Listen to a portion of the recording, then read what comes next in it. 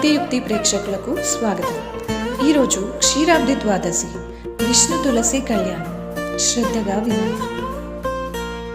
కార్తీక శుద్ధ ద్వాదశినే క్షీరాబ్ది ద్వాదశి అంటారు.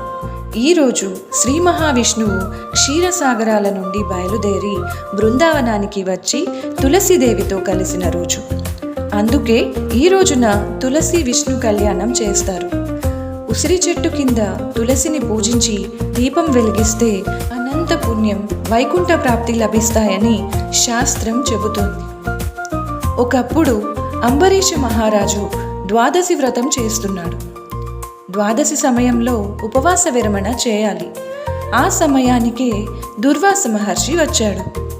ఆయన భోజనం చేయకముందే తాను నీళ్లు తాగితే పాపమని, ఆలస్యమైతే వ్రతభంగమని రాజు అయోమయంలో పడ్డాడు.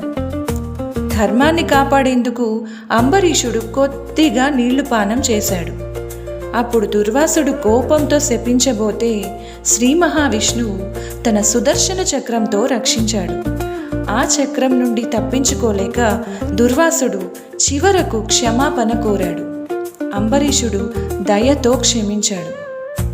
ఈ కథ ద్వారా మనం తెలుసుకున్నది, తులసి మరియు విష్ణు సేవ చేసేవారికి, వ్రతాన్ని భక్తితో పోషించేవారికి విష్ణువు ఎల్లప్పుడూ రక్షకుడు. ఈరోజు తులసి ముందు దీపం వెలిగించండి, భక్తితో నామస్మరణ చేయండి, అంతులేని పుణ్యం లభిస్తుంది. జై శ్రీకృష్ణ.